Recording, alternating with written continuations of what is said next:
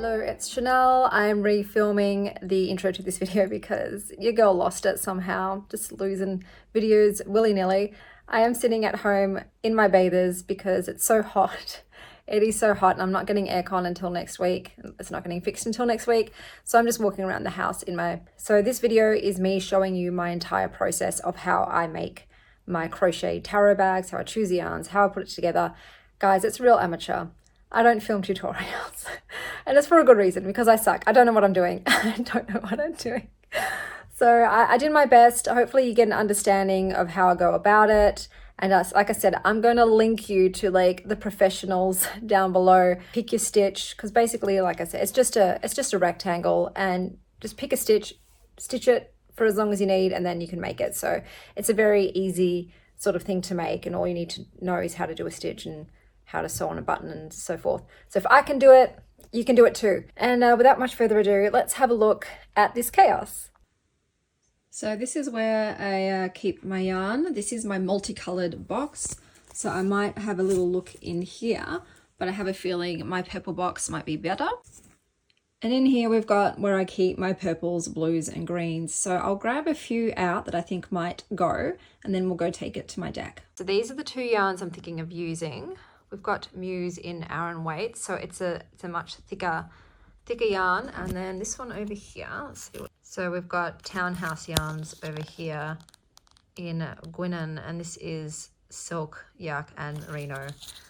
I'm going to have to think about, obviously this one on the right, I will have to wind it, and I absolutely bloody hate winding yarns, let me tell you guys. But yeah, they're pretty similar. I wanted something with purple and blue and pink, and they both have that, but I am leaning towards this because it's also got the fleck of orange, which sort of picks that up. So looks like I'm going to be winding today.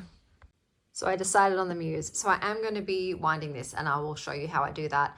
I normally, though, always get them wound by the people who sell them. So if they do offer a service, whether it's for free or I have to pay for it, I will take it, because I cannot stand winding yarn. But I do have a winder because sometimes there have been yarns that I've really wanted and they refuse to wind them. So I wind them myself, and this is a case with this one. So I'm going to wind it and I'll show you how.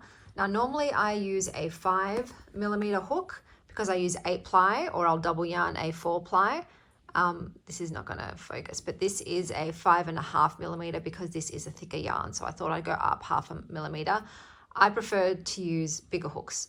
I find it easier, it gets the job done faster. I know people tend to use lower hooks for the yarns that I am using these millimeters for, but that's just my personal preference. So yeah, I'll be using a 5.5, and I use this tension regulator because I don't want to hurt my fingers. And when I'm doing the tension myself, I'm a tight crocheter. So I just put way too much tension on. This eases it up and allows my hands to not be curled into little hooks after I've used it. So I highly recommend crocheting yourself up one of these if you feel like your hands are sore from having done this the whole time. Okay, so this is my winder. It does work best if you also have a Swift, so they're these big clothesline looking things, and it keeps the yarn open like that, so it keeps it like that. But what I do is I just open my legs up and I become my own Swift. I've tried plastic ones, they broke straight away. So I do recommend getting something a bit more sturdy. This still isn't fantastic. It does sometimes slip, which is a pain in the butt, but what can you do? So first, you're gonna have to cut off the, the little threads that hold it together. So those are the ends.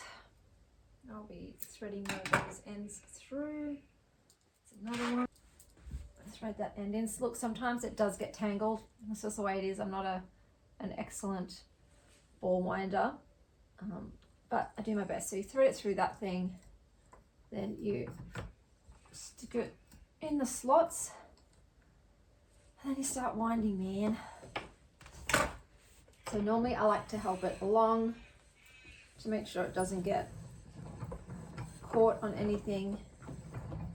Okay, so as you can see, I've just wound the ball. I normally like to fold up the tag and put it in there so I know what I'm working with.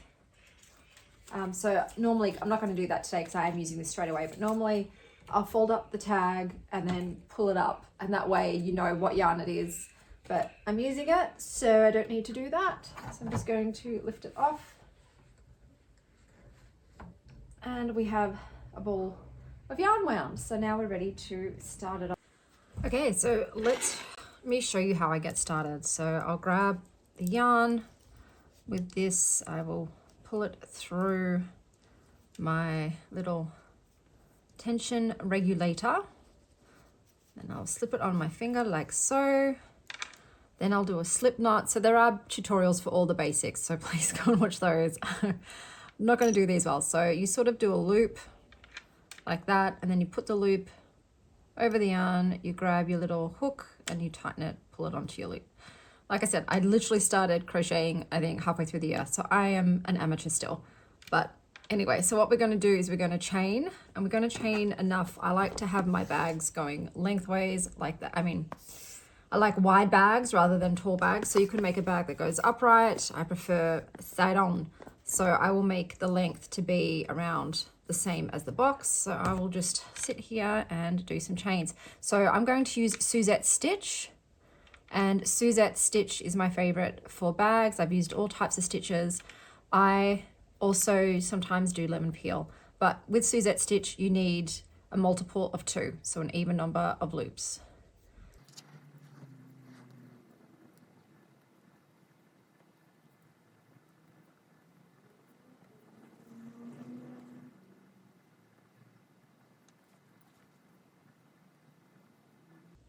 So at this point, I've done around 26. This is a thicker yarn, so I am checking it, and it is way too big. So I'm going to reduce it.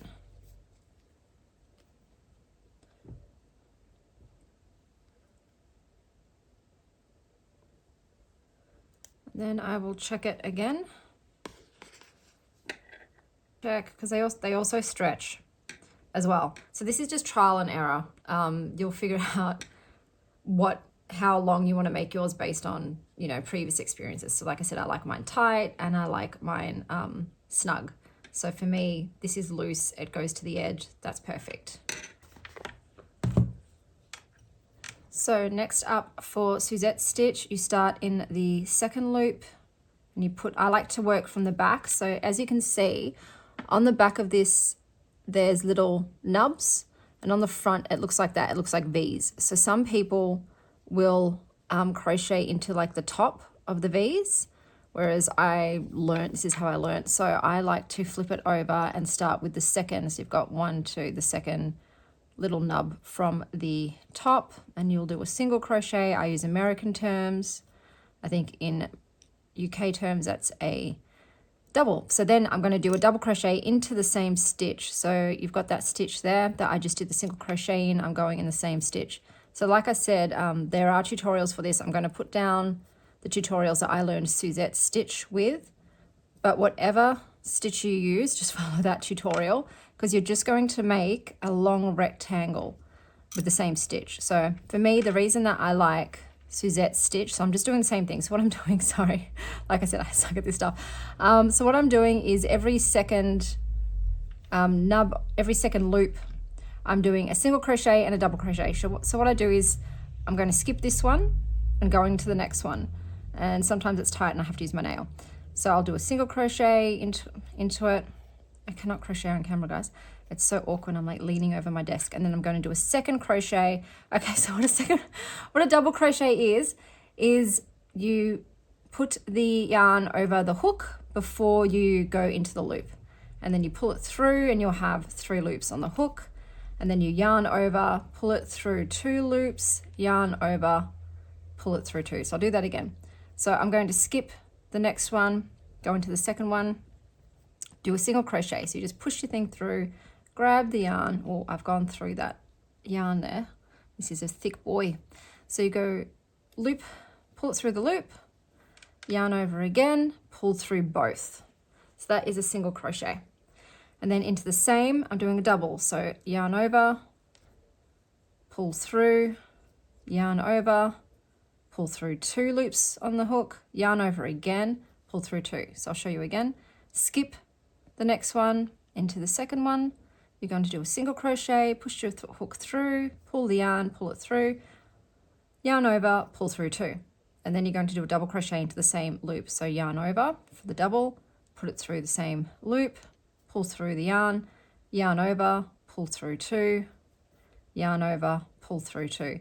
So you just keep doing the same thing, skipping one, starting in the next one, because this is Suzette stitch, so then it's single and double. So for me, I prefer, even though there's beautiful stitches, like I love arcade stitch, I love star stitch, all that stuff, at the end of the day, I want something that's easy and quick.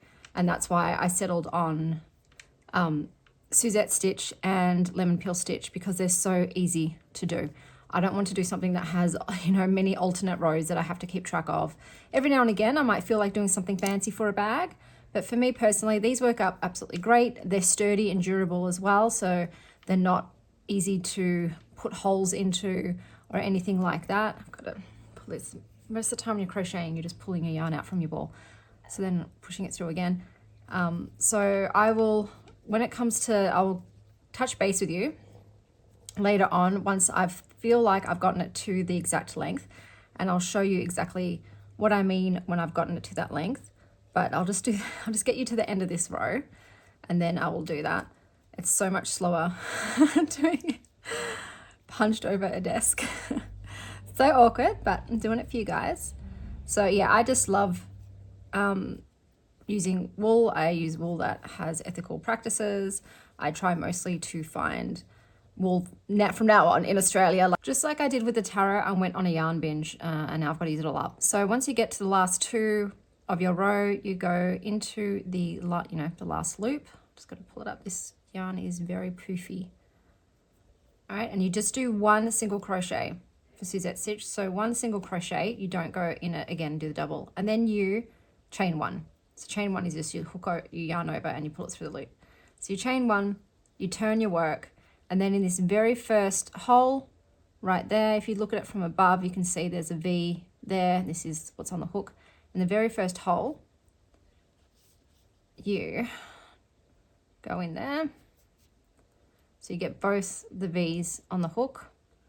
You do 1 single crochet, and then you yarn over into the same hole, do a double crochet. So yarn over and pull through 2. And then you have to skip the next one. So you skip the next V and you go into the second V. So once again, you just go like that. You do a single crochet, pull it over, yarn over, go back into that loop, pull through 2, yarn over, pull through 2. Once again, skip the next one, go into the second for a single crochet, and then yarn over into the same hole, pull through 2, yarn over, pull through 2. So like I said, this, I've used a very thick yarn. I probably shouldn't have done that for this tutorial, but this is the yarn I wanted for my bag. If you do your chain too tight, like I've done mine a little tight today because I'm nervous, so it is curling a bit like that. Well, I can straighten that out once I sew it on the inside. But if you do your chain looser, it'll have more of a straight edge. So that's something normally what I do when I was learning. I would do the chain with a larger hook. So I would do the chaining with a larger hook and then swap it over when it's time to crochet, because that helps. But like with experience, you sort of understand tension.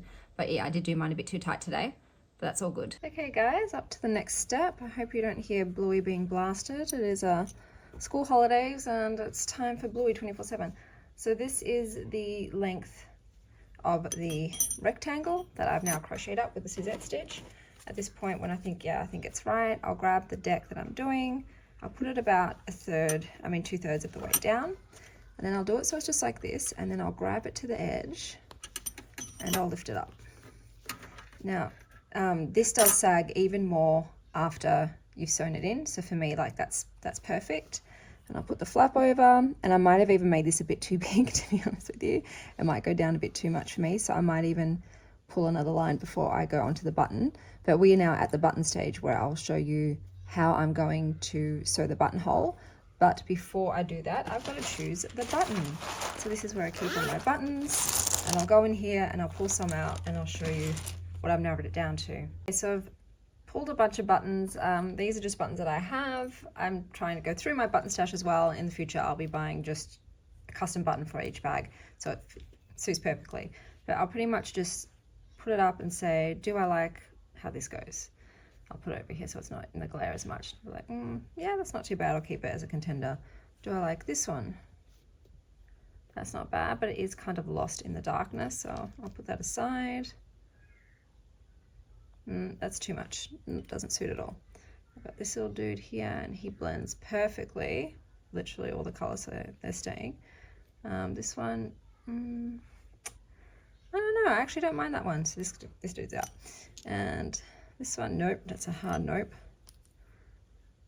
This one, I'm kinda feeling it. And then we've got the flower. It's cute, but it's too pink. So I've narrowed it down to 4, and I'll just place them up here. And then I'll decide which one. They're all small. I don't like small buttons, but they came in a pack with the other big buttons, so may as well use them up. Okay, so I managed to find a bigger version of one of the little options. I'm not loving it. It's not ideal. I'll bring it up closer because I don't think you can see from there. But it has got the blues, the pinks, the purples, and the reds in it. And yeah, I just feel like this bag with this big yarn needs a bigger button. But I'll show you now. Now that I know I'm using a big button, I'll know how many things to skip, because that's why you need to measure your button before you do your buttonhole. Apologies for the voice today. Sometimes I wake up not the best, and this is one of those days. So with the button, you can either like measure, and then you can know exactly where the middle is, or I like to do what's quick and easy. I'll just count the loops up here, and then I'll stop when I'm just before halfway, because for this button I am going to be leaving a three loop hole. Okay, so let me show you now what I do. So basically I just go through every loop and do a single crochet. So I'm just going to go across and go through every loop until I get to the one that I want. So we are at the point where I'm going to leave the 3 for the button space. So what you do then is you just chain the number of links that you're skipping. So for me, I'm skipping 3, so I'm going to skip 1, 2, 3. I'm doing chaining 3. So chaining 3 to skip 3. So then you skip over the 3 and you go into the 4th one and you single crochet into it. And then you just continue on to the end of the row. So this is the most simple way I saw of making a buttonhole, and I love the holes. It's just very neat and simple and sturdy. The I think the first thing I did was a little loop, and that was awful. That was not how I wanted it to go. And some people crochet a semicircle on the end, but I just don't like the way that looks. So I'm going to crochet all the way to the end, and then I will chain 1 and go back over it. So you have to go back the way you came, go back from whence you came, and do single crochet once again all the way across, and you'll see what that looks like when we get to the little buttonhole. But yeah, ideally I would buy a button to match the bag exactly, and I would buy a yarn to match the bag exactly. But yeah, as I've said before, I discovered crochet, and then I went and bought every yarn I could put my pretty eyes on. I bought every button, and now it's like, well, now you have to use them up. So this is what you've done to yourself. So now I've gotten to where the skipped 3 are. You're just going underneath the little rope there and doing a single crochet. So you're going to do 3 single crochets over this little bridge. I like to call it a little bridge because you've skipped 3. There are 3 stitches there. And then you go back into the top of the stitches and make your way to the end. So for me, to neaten up my bag and to make it easier to sew together, I like to single crochet around the entire perimeter of the bag. I just, like I said, it neatens it up and it makes it easy when you're going to slip stitch it together, because that's how I put it all together and make it a little cozy nook for my bags. So when I get to the corner, to the ends, I will do 2 crochets into the corners to like round them off. So I've done 2, and then I'm turning it. And look, it can be difficult to crochet going back down the side because it's not the neatest edging, but you just got to try and stick it through to the best of your ability. Just look for the holes, shove that hook in, and away you go. So there we go. So then I'm just going to make my way all the way down the side, and as you can see, it's already got like a nicer edge than this. Like, I think this looks nicer side on too. So you can see, like, no, this is going to be more uniform. But there you've got your buttonhole for your button. So I would say, like, skip 2 for smaller buttons, you know, 3 for mid-sized buttons, something like this. I would skip 4 for, depends on what your size is, and it's just like trial and error. But I'm going to go across all the edges, and then I'll come back for us to sew it together. Okay, so as you can see, I've edged it all, so it's all edged. I like to do my ends last, trim my ends in last. So now we're at the point where we sew this piece together. So you'll need to grab your deck, figure out whereabouts you want to attach it. I might do it a bit higher than that one, up here.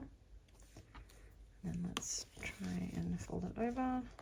2 minutes only. All right, so I've lined it up where I want to sew it. So I'm having a smaller amount of fold over rather than larger. So it's probably gonna sit just under the thing. I could do it lower, but I'm just gonna stick with it there. So this is when you get your needle and thread. So I like to use one of these big darning needles, and you will slip stitch. So I like to, so I'm just trying to make sure I get where I'm gonna do it. I'll do it under. Grab the outside edge and then pull it through. And I like to leave a decent amount so I think I can get to the end easily, and I just keep doing that. So the outside one to the outside one, and I will go all the way down. This is normally the easy part. I don't like sewing though. This is even though it's easy, it's my least favorite part. Yeah, I just don't like sewing things together. I like the crocheting, not the sewing. And I think you probably could crochet it together. I'd have to like learn how to do that. I'm at that point where I just don't want to learn any skills.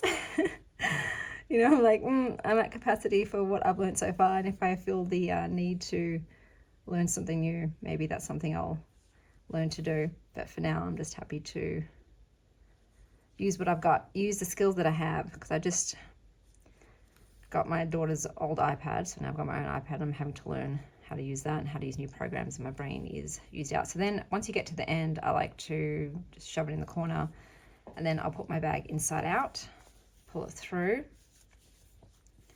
and then I like to knot it. I'm just always paranoid that they'll come undone, so I normally do a double knot. And then I will cut it, and I may as well just show you. So what I'll do now is, some people weave it through. Because I've double knotted it, I'll just put it a couple of stitches in and pull it through, and then I'll just knot it again. So there are way nicer, neater ways to do it, so it's almost invisible, but because these are just for me, like, I don't really care what the guts look like. And I'll just get my little scissors and snip it off. Okay, so that's that one done, and then I've got to cut the other side of the yarn and do the same thing. So I will thread it through. I love that the darning needles have a big giant hole. It makes it easier. And the same thing here. I'm just going to knot it. What am I doing? I'm just going to knot it. It is like 40 degrees today. I don't know what that is in Fahrenheit. I'll hopefully remember to do a thing, and I'm just going to weave it down and pop it out, and I'll knot it again. So this was my first time using Aran weight yarn. It's not bad. I don't like the texture of this yarn, this particular one though. It's a bit rough. I like really soft yarns. This one's a bit scratchy. And these are not my yarn scissors, if you hadn't noticed. So as you can see, that side is now stitched together. So that side is done. Voila. And then you just got to do the other side, and then that's it. The bag's done, and you just flop it down. Just weave your ends in. So I'll just weave this one in here while I'm on camera. And then it's time for the button. These ones are already knotted because it's how I began. So that one's fine. That was the original, and I'll weave that one in later. So yeah, I'll be back when I've sewed the other side of the flap up, and then we'll go on to doing the button. Okay, so now the bag is done. I'll put my deck in, and like I said before, this is going to have lots of room because I decided to leave room up the top rather than have it just cover, and I'll just fold it over like that. And then I will put the buttonhole in. I like to always put it just a bit under because I like to pull the button real snug. But some people might just want to have it loose, but I want to like pull it down. So I'll have it there. I always measure with the deck in because the deck sort of changes the what do you call it? It sort of changes where the button sits, like how far you can pull it down. So that's done, and then I'll get the button. So that is a button. I'm just gonna, no, I don't like that sharp side. So this isn't ideal. This is not the ideal button, but what can you do? What can you do? Gotta just work with what you got. Now this is one of my least favorite things to do as well, because it's more sewing. It is more sewing, and we all know how much I love to sew, which is not at all. And we go like that, and I'm gonna do cross. Yeah, I'm gonna go across. Sometimes I like to do the parallel. You know how many needles though I have snapped, because I like to have as many go arounds as possible, and I snap so many needles because they can't get through. But this yarn is so thick that I'm definitely not going to go. I'm going to take this in now. I'm not going to get many go arounds. But there's a lot of times too where I put the buttons on crooked because, like I said, I cannot sew. I don't even know if that's been in view this entire time. Probably not. Probably not. So we will finish this button off.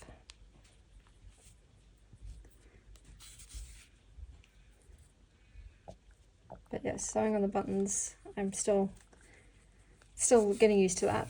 Like I said, I'm not the best. Oh, can I do one more? I like to do 3. 3, 3, 3. Power of 3. Yep, I can get 3 through. I will always stop. If it gets stuck, I just backtrack because I know now that if I keep pushing, it's just going to snap. I wasn't even in view that time. Where's the hole? Yeah, now I sort of feel for dudes because sometimes I can't find the hole either. There we go.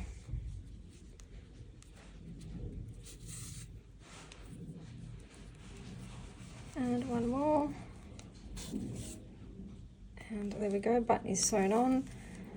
And then I tend to just go through the back. This is going to be the worst tutorial ever. I don't think this is filmed very well. The camera angles are awful. But at least no one will ask me to do one again after seeing this.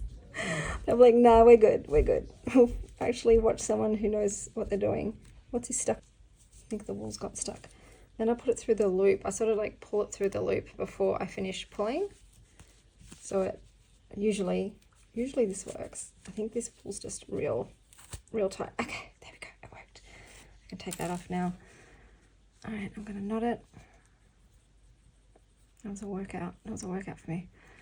And I like to do lots and lots on these guys. I'm just like, not away. There we go. And use my non-yarn scissors to set it. And let's have a look. Hopefully it's not an absolute debacle. And we'll put you into your new little home. Ooh la la. And we will do your little button. And there we go. We've got a little bag. That is done. I'm pretty happy with the colors. I'll just show you once again why I went for this one. I just feel like, I don't know. I feel like it kind of, the general color scheme, like, sort of matches. So I'm really happy with that. And that's how I make my bags. That's the entire process of me making my bags from start to finish. Like once I've used up all my yarn and my buttons, I'll just get something exactly for that bag, for that button.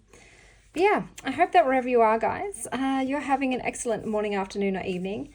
And as always, stay wild, Star Child.